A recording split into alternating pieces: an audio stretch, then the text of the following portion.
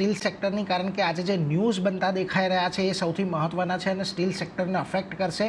અને ખાસ કરીને DGTR એટલે કે director general of trade remedies દ્વારા 12% સેફગાર્ડ ડ્યુટી લગાવવાનો પ્રસ્તાવ અહીંયાથી સ્ટીલ પ્રોડક્ટ પર આવતો દેખાઈ રહ્યો છે. એટલે બહારના દેશોમાંથી જે સ્ટીલ સસ્તા ભાવે ભારતની અંદર આવે છે એના પર અહીંયાથી ડ્યુટી લાગશે. ખાસ કરીને સુનિલજી, હવે મહત્ત્વની વાત અહીંયાથી એ છે કે એક તરફ અત્યારે આપણે ટેરિફ વોરની વચ્ચે ચાલી રહ્યા છે. અમેરિકામાં પણ એલ્યુમિનિયમ, કોપર જેવા પર ટેરિફ લાગ્યા હતા. ભારતની અંદર તે પછી એવી એક અપેક્ષા હતી કે કદાચ ભારતની અંદર આજે ચીનનું ડમ્પિંગ છે કે અન્ય દેશોનું ડમ્પિંગ છે એ કદાચ વધતું જોવા મળે, પરંતુ આ પ્રકારની ડ્યુટી લગાવીને એક સ્થાનિક ઇન્ડસ્ટ્રીને અહીંયાથી પ્રોત્સાહન આપવાનો પ્રયાસ છે. અને આપણે છેલ્લા ઘણા સમયથી જોઈ રહ્યા છીએ કે જે પ્રકારે સ્ટીલનું કન્ઝમ્પશન ઇન્ડિયાની અંદર વધતું દેખાઈ રહ્યું છે એ પણ ઘણું ઇમ્પોર્ટન્ટ છે. કઈ રીતે આ આખા નિર્ણયને જોશો? સ્ટીલ સેક્ટરને લઈને આપનો અત્યારે શું મત બનતો દેખાઈ રહ્યો છે? સાચી છે. ઘણા વખતથી એક ડિમાન્ડ છે સ્ટીલ ઇન્ડસ્ટ્રી તરફથી. ટાટા સ્ટીલના MD ટાઈમ એન્ડ અગેન કીધું છે કે જે રીતે સ્ટીલનું ડમ્પિંગ ઇન્ડિયામાં થઈ રહ્યું છે, ઇટ્સ નોટ બેનિફિશિયલ. અને જો India has to become the exporter of steel industry, we need support from the government to restrict dumping of the steel in India.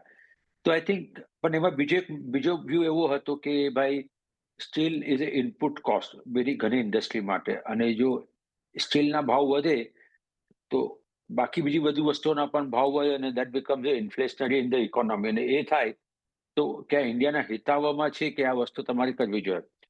પણ તમારી વાત સાચી છે કે સેફગાર્ડ ડ્યુટીની વાત ગઈકાલથી ચાલી રહી છે, અને આપણે જોયું છે સ્ટીલ કંપનીમાં એક થોડી તેજીની માહોલ પણ જોવા મળ્યો છે.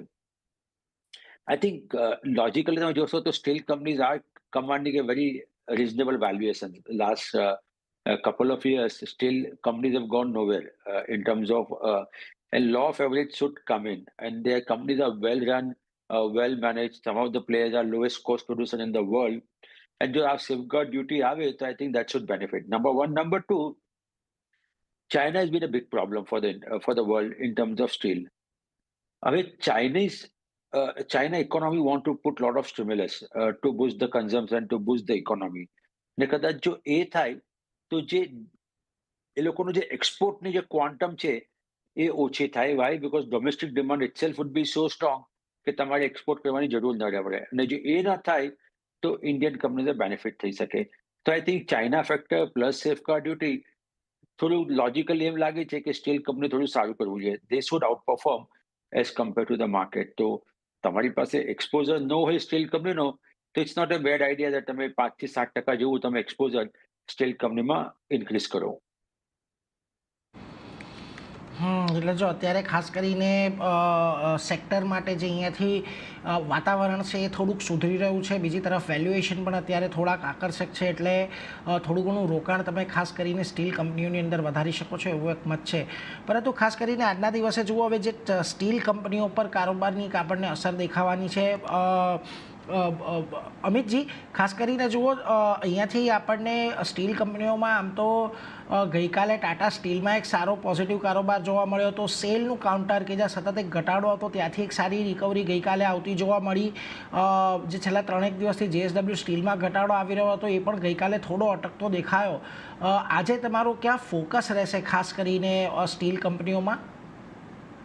આપણે જોઈએ તો મેટલ કાઉન્ટર્સમાં જે હિસાબથી સેટઅપ બનતા પણ જોવા મળ્યું છે, સેટઅપ પોઝિટિવ બનતા પણ જોવા મળે છે.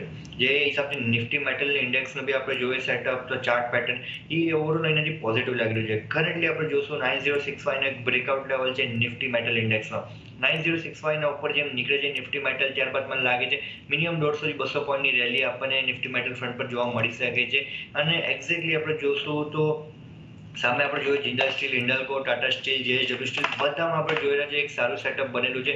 છેલ્લા 2 વીકથી આપણે જોઈ રહ્યા છીએ કે કન્ટિન્યુઅસલી એક માઇનર એડિશન ફ્રન્ટ પર આપણે જોશું તો ડિસન્ટ ફ્રન્ટ પર વોલ્યુમ એડિશન બી થતા પણ જોવા મળ્યું છે, અને સાથે સાથે એક બી આવતા આપણને જોવા મળી રહ્યું છે. તો મને લાગે છે આજે જે હિસાબથી ન્યૂઝ આવી રહ્યા છે આપણને ડ્યુટીઝના હિસાબથી લાગે છે જેમ નિફ્ટી મેટલ એનાથી 9065 ના ઉપર નીકળે છે, ત્યારબાદ ડેફિનેટલી મેટલ સ્ટોક્સમાં લોંગની પોઝિશન ક્રિએટ કરી શકાય. જેમ એ 9065 ના ઉપર નીકળે છે ત્યારબાદ મને લાગે છે ઓવરઓલ મેટલ ફ્રન્ટ અને મેટલ કાઉન્ટર્સમાં બી બાઇંગ આપણને સ્ટ્રોંગ ફ્રન્ટ પર જોવા મળશે.